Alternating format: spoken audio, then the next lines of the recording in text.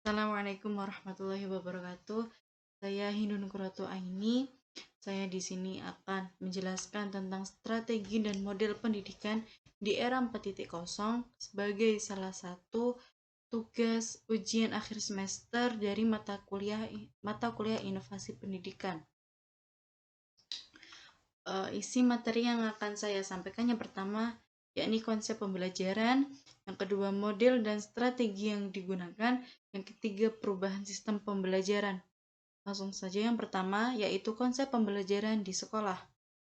Konsep pembelajaran di sekolah di masa depan saya memaparkan hanya 3 poin. Yang pertama, kegiatan pembelajaran menggunakan bantuan teknologi. Yang kedua, pendidikan informal dan formal memiliki peran yang sama, jumlah porsi yang sama besarnya demi menentukan karakter seseorang anak.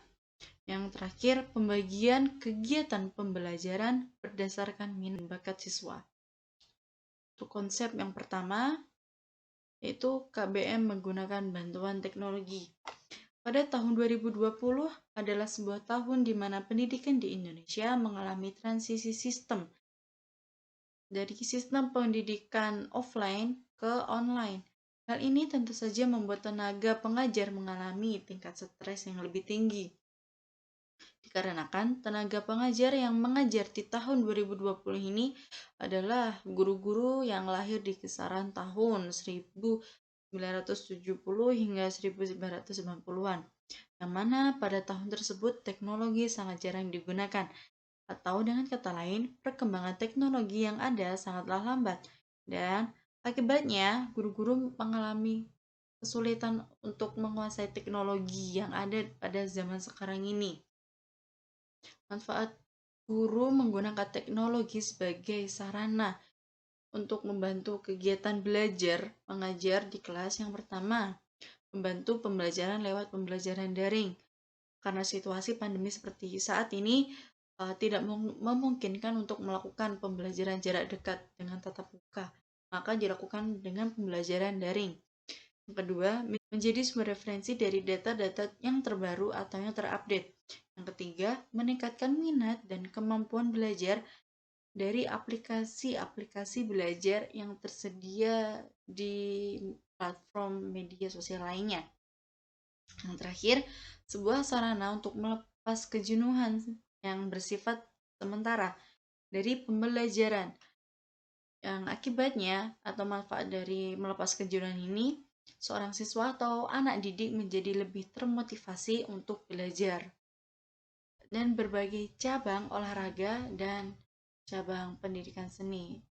Pendidikan seni yakni tata rias, lukis, fotografi, desain, musik, peran, dan mungkin seni bela diri.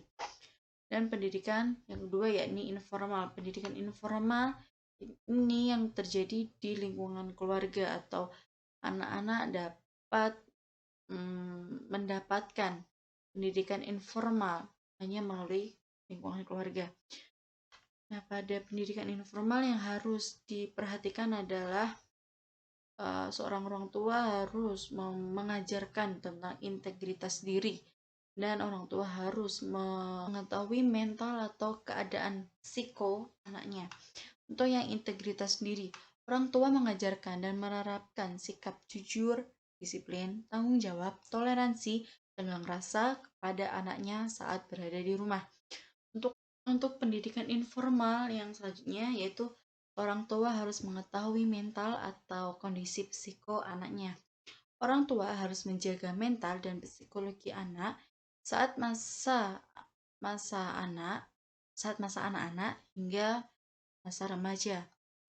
Dan orang tua tidak menekan keinginannya agar anak menuruti pilihan yang diinginkan orang tuanya. Selanjutnya, berusaha berkata baik, pelan, dan tidak membentak saat anak berada dalam masa sulit bagi dirinya. Mungkin bisa ditanyai mengapa dia bisa sedih atau sebaliknya seperti itu. Dan mengajarkan kata-kata maaf, minta tolong, dan terima kasih. Tiga hal utama agar seorang anak memiliki rasa empati yang tinggi kepada orang lain. Selanjutnya, pembelajaran berdasarkan bakat, minat, dan perkembangan kognitif anak didik. Seperti yang diketahui bahwa pendidikan di Indonesia adalah wajib 12 tahun. Namun di sini saya akan memaparkan 4. TK atau sebenarnya tidak wajib, namun masyarakat Indonesia cenderung memasukkan anaknya ke jenjang TK terlebih dahulu.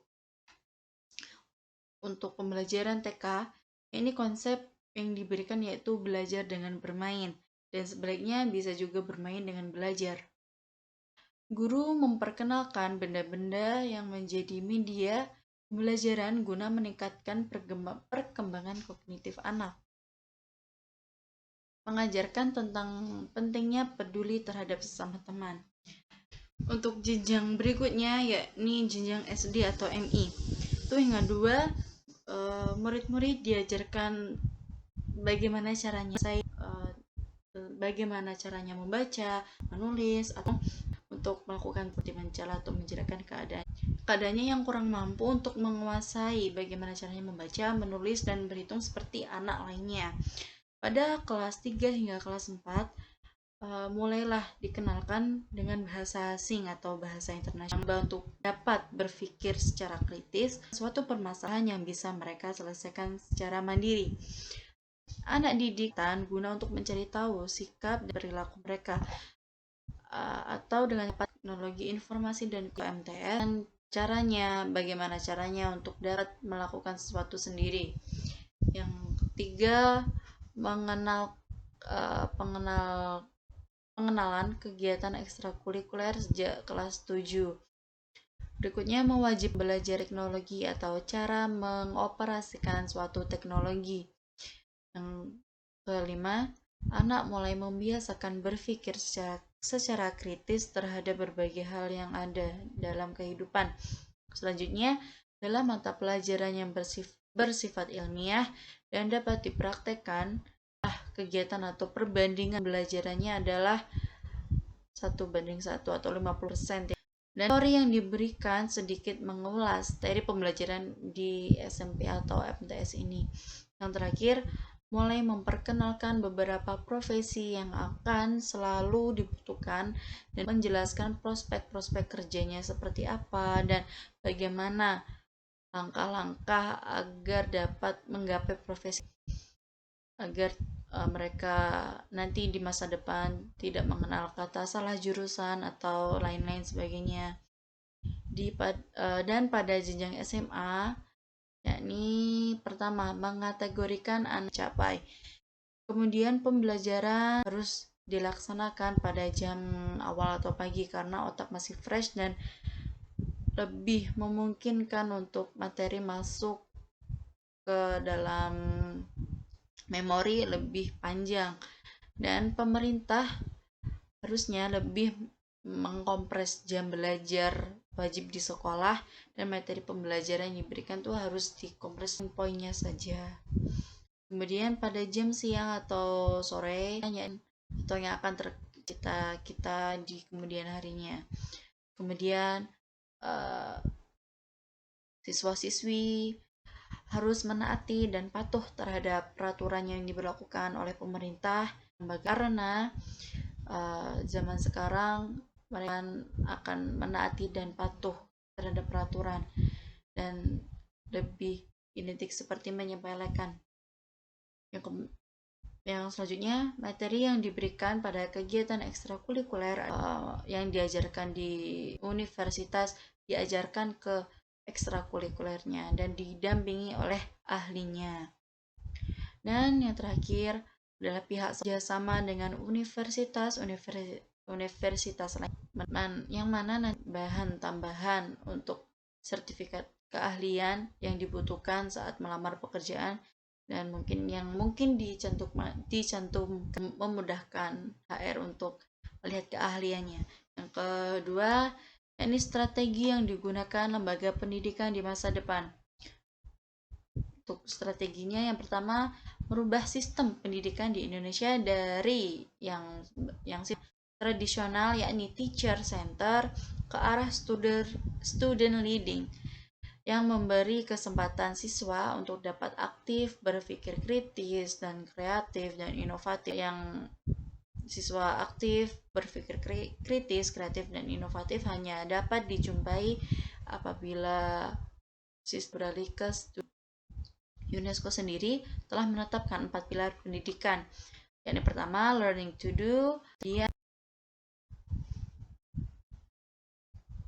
pendidik di sekolah memberikan banyak-banyak praktek secara langsung dari teori-teori yang telah secara langsung atau secara gamblang, teori yang motif dalam menyelesaikan suatu permasalahan dalam pembelajaran agar menjadi lebih baik lagi ke depan. Kemudian guru dituntut agar dapat melek teknologi untuk bisa membantu kegiatan KBM di kelas.